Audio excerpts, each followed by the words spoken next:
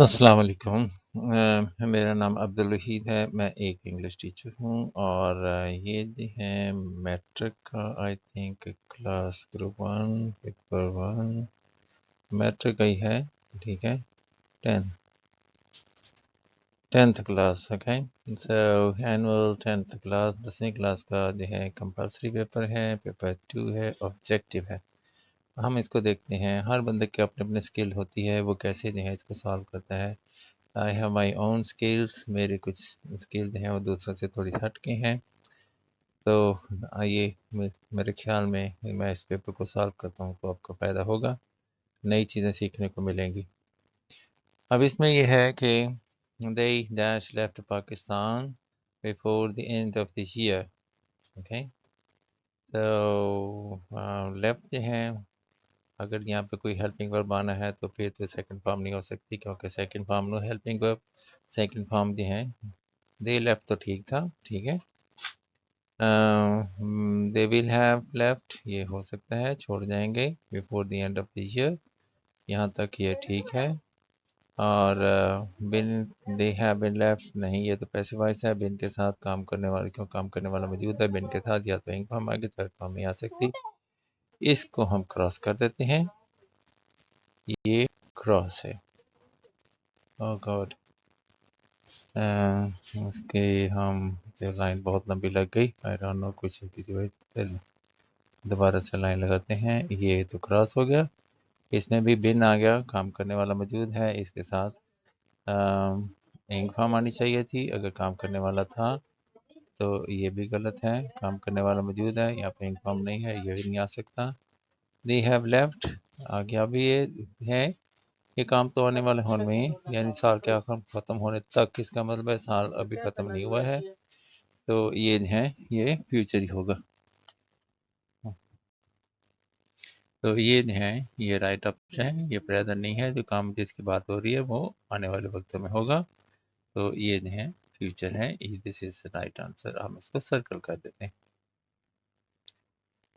अच्छा जी, दूसरा है they said that they dashed their duty। ठीक है, ये तो पास्ट है भाई, पास्ट में जो है प्रेजेंट के साइन नहीं आएंगे। आर जो है ये प्रेजेंट का साइन है, ये वाला तो गलत हो गया भाई, पास्ट में आर का कोई काम नहीं है, तो मैं इसको क्रॉस कर देता हूँ। पास्ट में फ्यूचर का भी कोई काम नहीं होता, विल शैल नहीं इस्तेमाल होता, ये भी गलत हो गया। ठीक है, ये प्रेजेंट है। प्रेजेंट की निशानियाँ ये हैं, हैज़, हैव, है, is, am, are, has, have, S plus one, can. S plus one ये प्रेजेंट इंडेफिनिट के सेंटेंसेस होते हैं, सब्जेक्ट के साथ फ़ौरन बाद पहली फॉर्म आ जाती है, मैं इसको एस प्लस वन कहता हूँ। तो ये आर जो है प्रेजेंट काट दिया, विल फ्यूचर है, ये भी काट दिया, हैव प्रेजेंट है, इसको भी काट दिया, ये रह गया। ठीक है, they said that they had run the duty, this one is okay, ये बिल्कुल ठीक है। तो प्रेजेंट पास्ट फ्यूचर की निशानियाँ जानना बहुत ज़रूरी है। तो पास्ट में प्रेजेंट की निशानियाँ नहीं आती, डिड आ गया है, पहली फॉर्म आएगी। ठीक है, डिड के साथ पहली फॉर्म आती है, के साथ 13 वर्ड ऐसे हैं जिनके साथ जो हमें बताते हैं कि फर्स्ट फॉर्म यूज़ करें, वो है will, would, shall, should, can, could, may, might, must, to, do, does, did, इनके साथ पहली फॉर्म आएगी। ठीक है, तो ये पहली फॉर्म है, मैंने लिख दिया। कुछ सोचने की ज़रूरत नहीं है, कहीं और जाने की ज़रूरत नहीं है, इसको क्रॉस कर दें। ठीक है,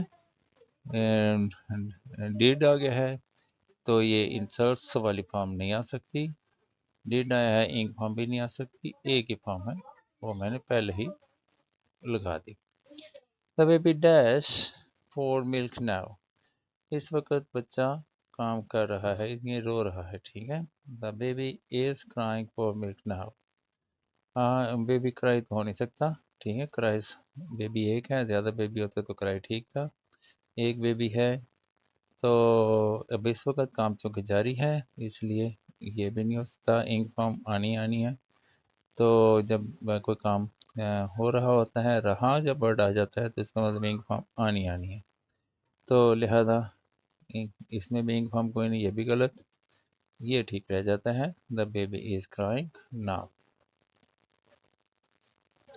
आगे आ जाते हैं, इंक फॉर्म आई हुई है। ठीक है, तो इंक फॉर्म किसके साथ आती है, इज, एम, आर, बस, वर, बी, बिन। ठीक है, इनके साथ इंक फॉर्म आती है, और थर्ड फॉर्म आती है अगर काम करने वाला ना हो। अब ये चूँकि सिंस आया है इसलिए हैज़ बिन हैव बिन वाला सेंटेंस ठीक है।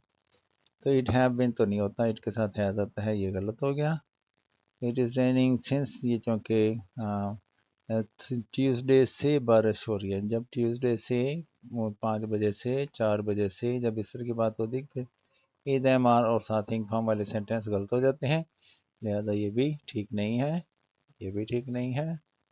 बारिश होती रही है, इट हैज़ बीन रेनिंग। अंग्रेज़ी में ये सेंटेंस क्यों नहीं होता, सुबह से बारिश हो रही है या मंगल से बारिश हो रही है, ये सेंटेंस उर्दू में तो होता है, इंग्लिश में नहीं होता। अंग्रेज़ी में जब आएगा ट्यूसडे यानी मंगल से बारिश होती रही है, जब से आ गया फिर तीर ही वाले सेंटेंस आएंगे, तो it has been raining since Tuesday. For और सिंस ये दो वर्ड से के लिए यूज़ होते हैं।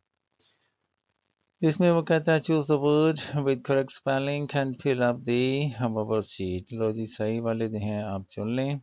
स्पेलिंग क्या है, इंस्टेंट, इंस्टेंट, ये ठीक है, ठीक है, ये मैं रॉन्ग वाले को नहीं पढ़ता। Instant, INST, instant. Luxury, LUXURY, luxury, okay, ये वाली स्पेलिंग ठीक है लग्जरी के। और इसमें आ जाएगा जी डेस्टिट्यूट, डेस्टिट्यूट, ई भी आना है, ठीक है, ये वाला स्पेलिंग मुझे ठीक लग रहे हैं।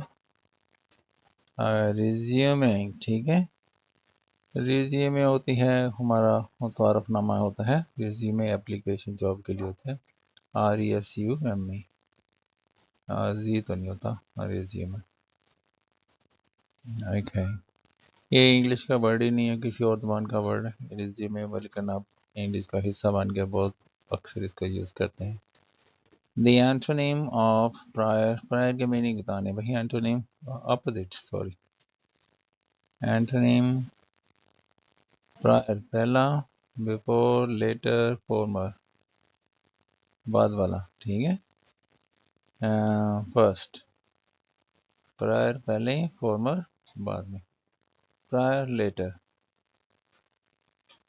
प्रायर, फॉर्मर तो पहले वाला होता है, पुराना होता है, फर्स्ट लेटर ही आएगा भाई, यही मेरे दिन में तो यार है, प्रायर लेटर,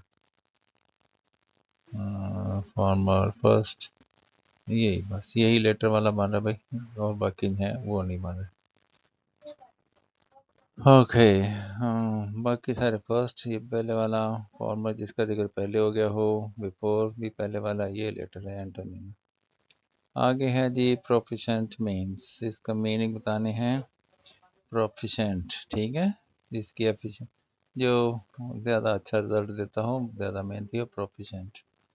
सफिशेंट, इनसफिशेंट तो नहीं हो सकता, इसको तो काट दें। आगे स्किलफुल, प्रोफिशेंट, यस, जो माहिर आदमी होता है उसको कहते हैं तो proficient, skilful, this one is okay. यहाँ पे आता है दी एंटोनिम, उलट बताना भाई, एंटोनिम तो अपोजिट होता है। बीमिंग, बीमिंग खुश होना, तो ग्रोइंग, ये के फेडिंग, ये हो सकता है। डिमिंग, बीमिंग, ग्लोइंग, नहीं ये तो नहीं हो सकता, फेडिंग, ठीक है, बीमिंग, फेडिंग, ठीक है, मेरे हिसाब से तो ये ठीक है। फेडिंग ज़्यादा सूट कर रहा है मुझे, है ओके, स्टोरी में शायद डिफरेंट मीनिंग में डिमिंग में ना इस्तेमाल। बीमिंग चमकना, खुश होना, फेड होता है मुरझा जाना, ब्लूम, फेड, डिमिंग,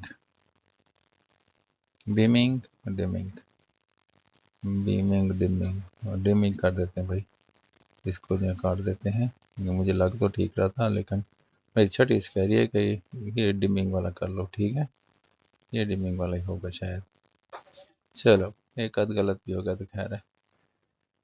आगे है जी अनप्रेसिडेंटेड, जिसकी मिसाल ना हो, बहुत रेयर जो होता है। मैचलेस, यस, जिसकी कोई सानी ना हो, ट्रैकलेस नहीं, पिटीलेस भी नहीं, थैंकलेस भी नहीं, ये है भाई मैचलेस, बेमिसाल, ठीक है। Massive is the antonym of massive, उलट, ठीक है। मैसिव बहुत बड़ा होता है, हैवी भी नहीं है, ब्राइट भी नहीं है, लाइट, बहुत कम वेट। वेटी वो होता है जिसका वजन ज़्यादा हो, कम वेट वाला। ये भी हो गया। और अब आते हैं 15 की तरफ। Choose the correct option according to the grammar and fill up the bubble sheets. Okay, अच्छा जी, have you got anything which these poor women could take for their children? The underlined word is a which। Connective है भाई ये भाई, ये है, interrogative तो नहीं है भाई, ठीक है।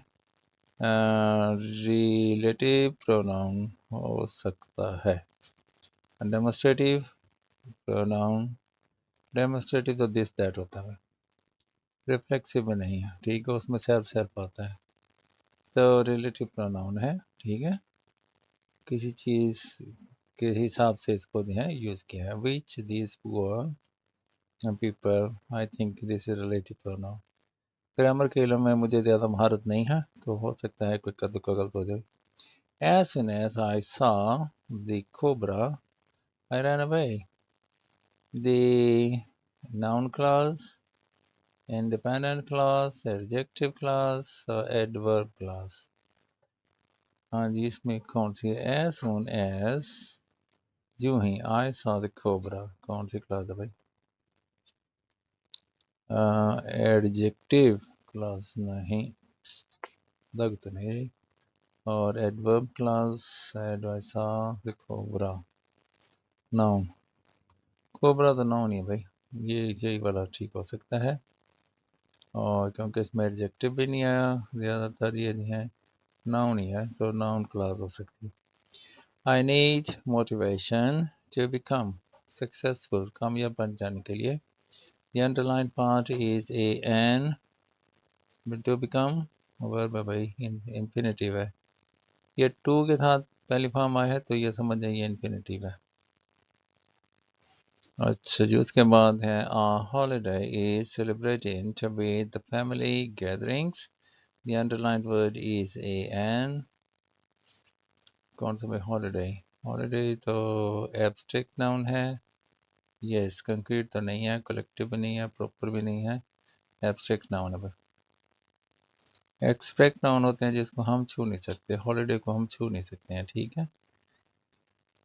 Okay, the tops of the mountains were covered with snow. Were covered. The underlined word is a an, noun phrase, nahi. Covered, adverb phrase, adjective phrase और gerund phrase। gerund में तो इंग होता है और ये adjective phrase were covered, were covered adjective ही हो सकता है भाई, ठीक है। जो है, अगर ये किसी थर्ड फॉर्म किसी हालत को ज़ाहिर कर रही हो तो ये एडजेक्टिव होता है कवर्ड, मेरे हिसाब से तो भाई यही है। अब अगर कोई कोई गलत मैंने कर दिया है, ईमानदारी से किया, नकल नुकल मार के कहीं से पूछ पाछ के नहीं किया, ठीक है, तो ग्रामर को मैं इतनी डेप्थ में जाता ही नहीं, मैं इसको गैर ज़रूरी भी समझता हूँ ये वाली। बस वर्ब की आप मिस्टेक ना करें, वो बाकी जो है छोटी मोटी मिस्टेक चलती रहती हैं, तो उनकी वो इम्प्रॉपर में आती हैं, तो इम्प्रॉपराइटी तो चलती रहती है भाई। अच्छा अच्छा, तो ये this is the way I do the paper. English बोलने में हमें दुश्वारी नहीं है, पढ़ने पढ़ाने में भी कोई दुश्वारी नहीं है, लेकिन इस तरह के कामों में कहीं कहीं कोई छोटी मोटी दुश्वारी आ सकती है। स्पेशली वो लोग जो टॉपर्स होते हैं, जो बिल्कुल आयोटा बराबर मिस्टेक जो हैं दे डोंट टॉलरेट, या फुली डिवोटेड होते हैं, तो उनके लिए हो सकता है एका दुक्का मार्क्स या उनके लिए सेंसिटिव हो। लेकिन मेरे जो हैं व्यूअर्स जो हैं जिनके वो आई एक्सपेक्ट वो ऐसे लोग हैं जो कि बहुत ज़्यादा ब्राइट स्टूडेंट नहीं हैं, टॉपर्स नहीं हैं, लेकिन they wish to have some skills, तो जो मेरे पास स्किल्स ही मैंने आपको बता दी। तो उम्मीद है आपको यह वीडियो अच्छी लगी हुई हो, लाइक करें, सब्सक्राइब करें, शेयर करें। ओके, यही बस इसकी प्राइस है। आपका मेरे इस वीडियो को वॉच करने का बहुत शुक्रिया। और भी वीडियो हैं मैं कोशिश करूँगा कि आपके लिए बनाऊँ। तो मिलते हैं किसी और वीडियो में। अपना ख्याल रखें, दुआ में याद रखें। तब तक के लिए खुदा हाफिज़।